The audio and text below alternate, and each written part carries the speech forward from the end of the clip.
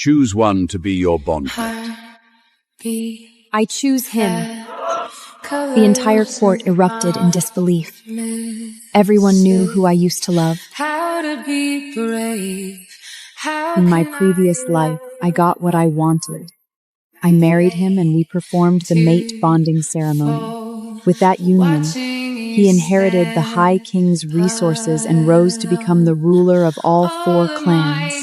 Only 3 days after our bonding ceremony, my parents were furious when they found out and immediately sent her away.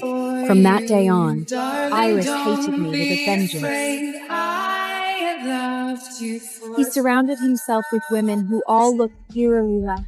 The suffering pushed me into severe depression. Only suppressants kept my wolf form from spiraling out of control. Until one day, my medication was replaced with a slow-acting poison. He was the one who did it. I died alone, locked away in a cold palace, a child still growing inside me. So when the High King once again asked me to choose a partner for the marriage alliance, I chose Damon, the one no one ever noticed, without even blinking. I had just stepped out of the High King's grand palace when I bumped into Iris and his wolfish crew. The heirs of the 4 great clans took one look at me. Back to Horned Alpha, Iris, Sophie. You've got guts, I'll give you that. You'll stop at nothing to chase after a guy. Aren't you worried your late heroic granddad's watching from above, shaking his head in disappointment? What's your angle this time? Hoping the High King will go to bat for you again? Still harboring on that ancient favor your grandpa did for him in the war? How many times can your family play that card? Turn this into royal court gossip, dragging my name through the mud. I won't mark you as mine, not even if you beg the moon goddess herself. My love had never even nudged his heart. This has nothing to do with the High King called me. He's going to lead my coming-of-age ceremony himself tomorrow. The words hung in the air, and the heirs who had not quite disappeared stopped dead in the... The High King is personally overseeing your ceremony?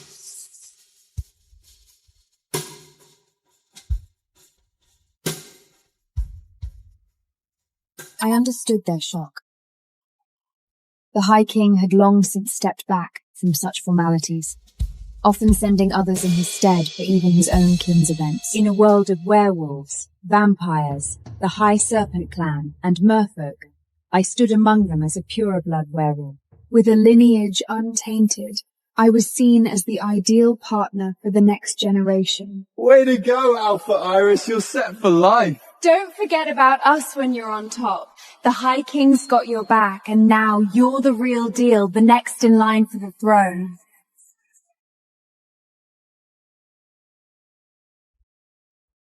You've been pining after me for years, and now you've got your wish. Does that feel good? Just so we're clear, I'm laying down the law to avoid any future drama. This whole mate contract thing is just for show. Sure, you'll be my Luna in name, but don't even think about butting into my personal life or trying to boss me and my wolf around. Play by my rules, and I might just be persuaded to mark you. I was seizing with anger at his outrageous demands. It was beyond ridiculous. A thought struck me. Could it be? Had he been reborn too? Sophie.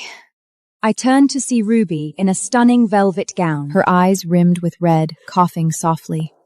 You're still not well. What are you doing out here? Dad sent me. He worried my sister would be lonely in the royal court all by herself. Aren't you a delicate one needing company just to leave the house?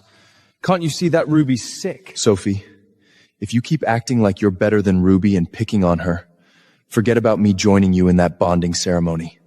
You go ahead first. I'll catch up in a moment. Running after her again? How pathetic. I angered him. Are you really that afraid of being alone with me, Alpha? Or do you know that if you touch me, you might not be able to control yourself? Punishing kiss. Iris's eyes flashed with dangerous fury. In the next second, he spun around, grabbed my wrist with bruising force, and dragged me into the shadowed side corridor. The moment the door of the small empty chamber slammed shut behind us, Iris let out a pained grunt and staggered back, releasing me. Touch me again and I'll make sure you regret it for the rest of your life. He glared at me with dark, furious eyes, but didn't step closer this time. Iris, buddy, it's actually me who's interested in this bonding ceremony with you. I mused silently. It was the day of the coming-of-age ceremony. The ceremony had wrapped up, and the guests had trickled out when I finally made my way in, walking a little awkwardly. His eyes swept the room and landed on Ruby. He strode over to her.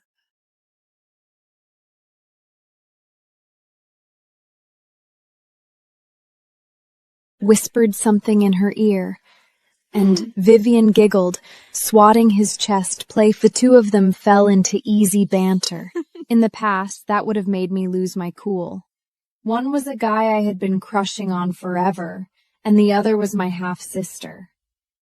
Even if you didn't love me, could you at least pretend to care about decency? But now, I simply turned away and busied myself with something else, refusing to give them the satisfaction of a reaction.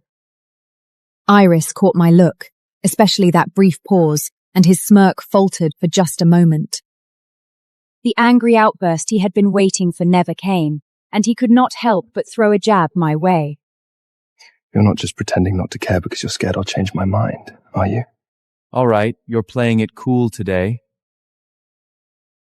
Since you know I will be the next High King, it's obvious I won't be tied down to just one girl for life. I'll have plenty of lovers. However, you did behave yourself today. So here, this is for you. Wow! It's gorgeous! Isn't this the true love gem from Lord of Winterhealth? You can't even buy these!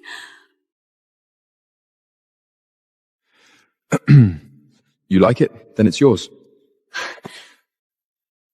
I can't possibly take this. It's a special gift you picked out for my sister. She deliberately raised the box a little higher, so everyone around could see it clearly. Sister, look how beautiful this gem is. Alpha Iris said it's a true love gem. You can't even buy a second one from the Lord of Winternhout.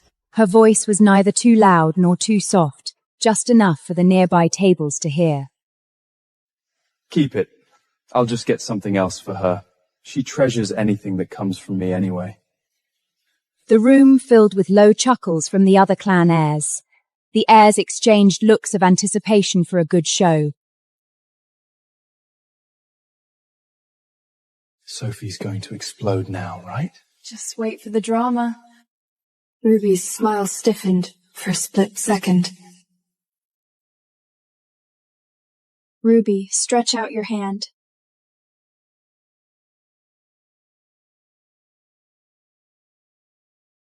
Ruby looked at me warily, but didn't move.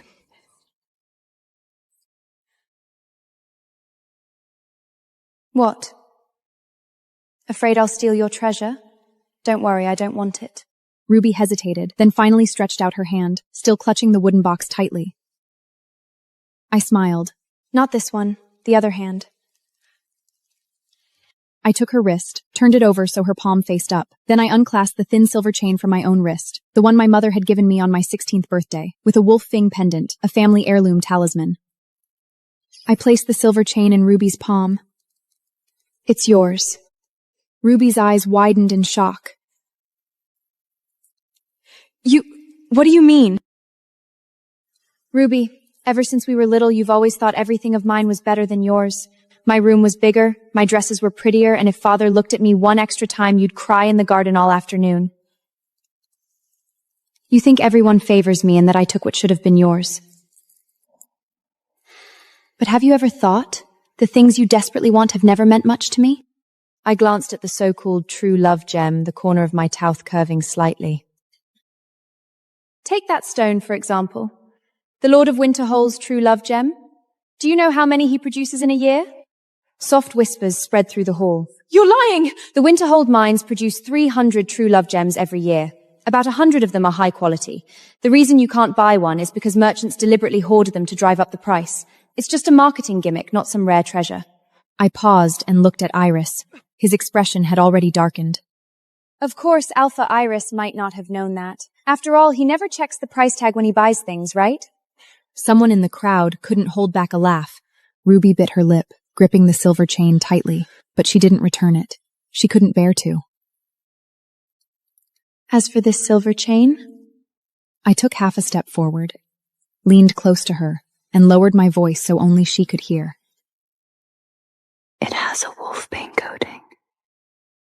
Did you feel it?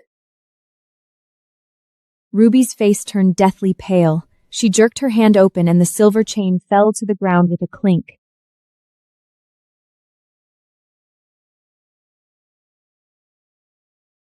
I bent down, picked it up slowly, and fastened it back onto my wrist. Just kidding. It's ordinary silver. I smiled at her. Ruby's face flushed and paled alternately, as if she had been slapped in public.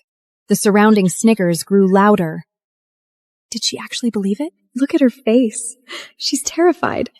Ruby's eyes reddened, her lips trembling as if she was about to cry. She turned to Iris, her voice shaking.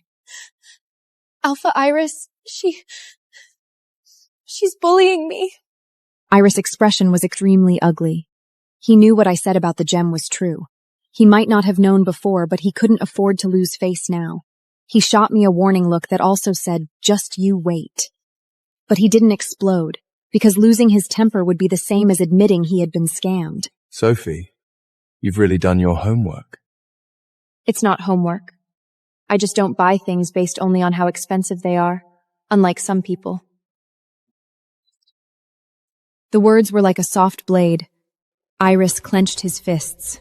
The crowd gasped. This was a direct slap to the face. But I wasn't finished. I picked up an empty wine glass from the table, raised it, and turned to everyone present. Everyone, while we're here, I'd like to say something. The hall fell completely silent. I know there are many rumors circulating that I've been desperately chasing Alpha Iris, that I slit my wrist in a blood pact for him, that I'll never marry anyone but him. Most of those rumors are true. Yes, I did love him. For many years. But today, standing here, I want to tell everyone one thing. I set down the wine glass and swept my calm gaze across every face in the room. I don't love him anymore. The moment those 3 words landed, the entire banquet hall seemed to freeze. From today onward, there is nothing between Alpha Iris and me. It's not of spite, not a tactic, not playing hard to get. I simply don't love him anymore. I looked at Iris. His expression was complicated, anger, unwillingness, and above all, disbelief. He probably never imagined that one day I would say those 3 words to his face in front of everyone. So when you gossip behind my back in the future, please update your information. I smiled. The current Sophie is not anyone's accessory. I don't need a true love gem to prove anything. The banquet hall stayed silent for a full 3 seconds. Then, from a corner, came a soft round of applause. It was Mara, the elder from the Night Shadow clan. She raised her wine glass and gave me a slight nod. More scattered applause followed. Not loud, but enough. Ruby's face could no longer be described as simply ugly. Her carefully planned gem showcase had turned into a public execution. As for Iris, he stared at me with eyes full of poison, but he couldn't say a word, because no matter what he said in this situation, it would only make him look worse. I turned around, walked back to my seat, sat down, picked up my wine glass, and took a jip. Just like that, a flood of memories I had kept locked.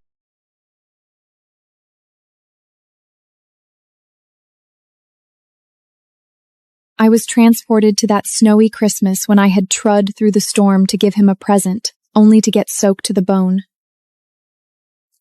He tossed his cloak at me and casually said, Don't catch a cold.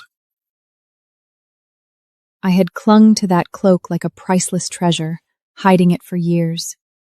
Until he caught me one day, secretly inhaling its scent.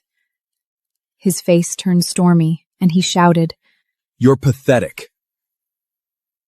The High King had to intervene, tapping him with his cane. She's just a kid. Watch your words. He shut up then, but he ensured the story spread to every heir of every clan. I became the butt of everyone's jokes. With that memory burning in my mind, I spun on my heel, ready to escape the party I had grown frying to loathe.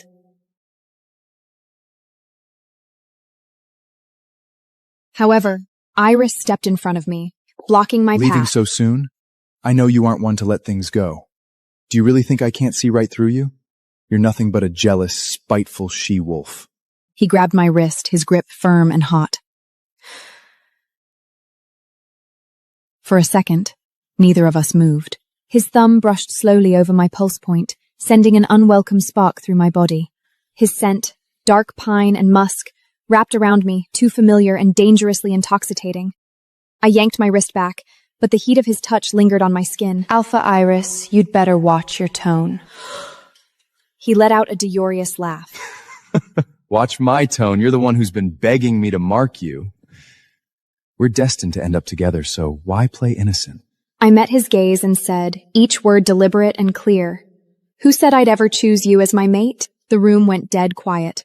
The wolves around me erupted in laughter, their howls echoing off the walls. His face was a mask of ice. Who else could you possibly choose? You were so head over wheels for me. Would you ever be happy to marry anyone else? I come from the Silver Moon Pack, the mightiest of all werewolf packs, and I carry the noblest Lycan blood. Sure, Alpha Damon's decent enough, but his lineage is nothing special, no match for mine. Apparently his wolf is quite weak. He was poisoned with wolf bear a few years ago. His stamina's never been the same since then. You really want to marry him? Be stuck with a weakler wolf for life? So what if you marry Alpha Iris? His heart will always belong to me. Every eye in the room was on me, waiting for my answer. Just then, Damon made his way into the hall, looking frail, struggling to walk at any speed. Muffled laughter spread through the crowd as I was about to declare that I would choose to marry Damon. However, the High King's words echoed in my mind. If your heart truly lies with Damon, I'll honor your choice. However, keep it under wraps for now. Once the dust settles, the truth will come out. I bit back my words, hesitating. I got the High King's point. With all those heirs from different clans watching, each hungry for power, I could not just blutter out my feelings. So, I decided to let them think what they wanted and walked away from that choking atmosphere. On the drive home, Ruby and I shared a car. She flicked her wrist, and the gems in her box glittered so intensely I had to squint. So what if you marry Alpha Iris? His heart will always belong to me, her voice dripping with challenge.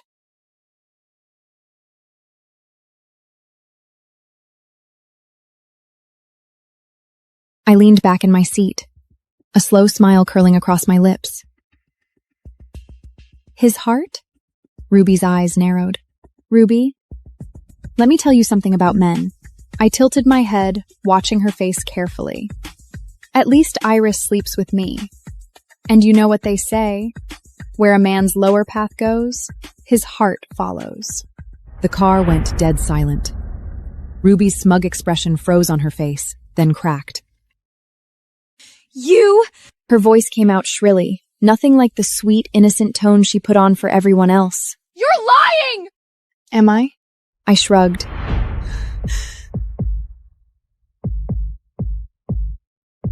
You saw how he walked in today. My legs were still shaking. His neck? Those scratches weren't from you, were they? Ruby's breathing turned rattied. She looked like she wanted to claw my eyes out, but all she could do was sit there, fuming, because she knew I wasn't lying. You're disgusting! She spit finally, her voice trembling with rage. I smiled. Maybe. But at least I'm not delusional.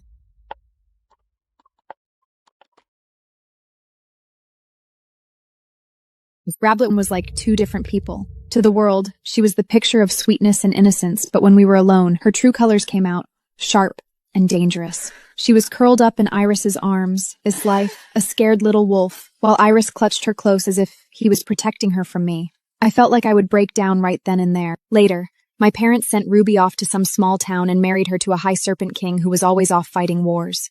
She had it way easier than I did.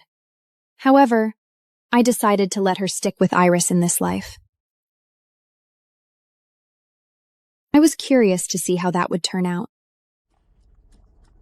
Why should I care where his heart is? If you're so into him, go ahead and let him mark you. I hope the moon goddess blesses you too, I said, though I did not mean it. Ruby paused, then smirked and laughed. Your blessings? No thanks. They might be cursed. However, no matter what, Alpha Iris is mine.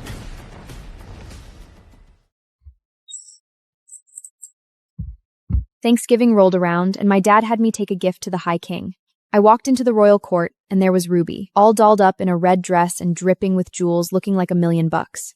She caught my eye and gave me that little smile. Sophie, do you like my dress? Alpha Iris gave it to me. I told him I wasn't into all this bling, but he wouldn't take no for an answer. He said I deserved the best. I was annoyed and tried to walk away, but one blocked my path. Sophie, can't we just talk? You look so down. I get it, it's tough. Feelings can be a real pain to deal with, she said, and then she started crying. However, it was all an act. I tried to shove her aside, but she... I'm your little sister! Right then, Wolfman burst through the door, his eyes blazing as he took in the scene. Sophie, what the heck are you doing? How could you be so cruel to your sister? That's just evil! I could not help it. I burst out laughing, looking from Iris to Ruby. Ruby, I have to hand it to you. Your little act is pretty convincing. You're quite the piece of work. Don't you dare talk about Ruby that way. I wanted to lash out, but a quick glance at the onlockers held me back. I had to get out of there.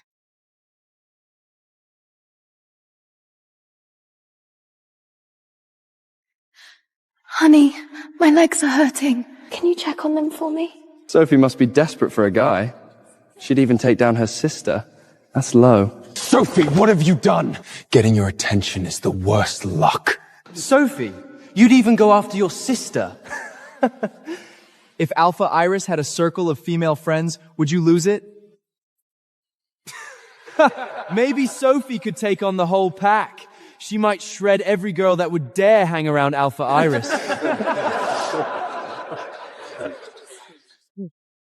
Back then, I trained in combat just for Iris, vowing that if anyone tried to take him from me, they would regret it.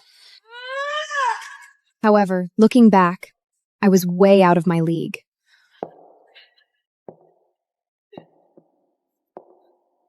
Today, the High King makes our marriage official.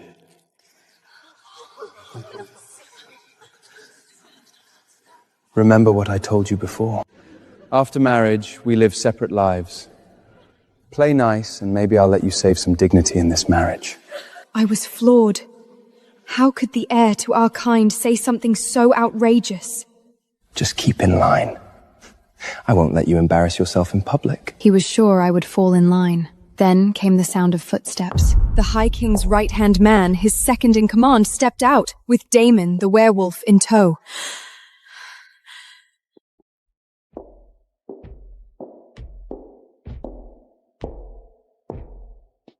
He noticed the dried blood on my face, made his way through the crowd, and stopped in front of me. You okay? My heart skipped a beat. It took me back to my previous life when I was helpless, and he was there. Sophie, what are you doing here? He never used to call me Luna. I thought he had something against me, only to find out when it was too late that was not true at all. Does it hurt? Damon's voice was soft and full of concern. I looked up, and our eyes locked as a pound of bitterness hit me. I'm fine. Why do you care if that hurts? Damon, she's going to be my wife. The second in command seemed slightly startled by Iris's words. However, he shrugged it off. Let's head in. The High King is waiting for us. Don't forget what I told you. He strutted away, looking smug as if he had the whole world in his pocket. The guests had all filed into the great hall, where the High King sat in the place of honor. With a warm smile, he stood, took my hand, and led me to the platform. He said, pausing to look around at everyone gathered. Today, I have a big announcement. Sophie is 18 now. As promised to her granddad, we will choose her husband from the heirs of the 4 great clans. Whoever she marries will be next in line for my throne. The High King's wealth was legendary, and his throne was the ultimate prize. Desire was written all over the faces of the guests. Let's bring up the couple. I'll vouch for them myself. All puffed up and proud, Iris was already stepping forward, ready to climb onto the stage. However, the High King stopped him with a smile and turned to Damon. Damon was far from the weakling everyone remembered. He stood tall, his gaze steady, capturing everyone's attention. Sophie, my future Luna, come join me. The room was abuzz with hushed voices that quickly grew louder. Can you believe it? Is she choosing Damon over Iris? She's trading Iris? No way, that can't be right.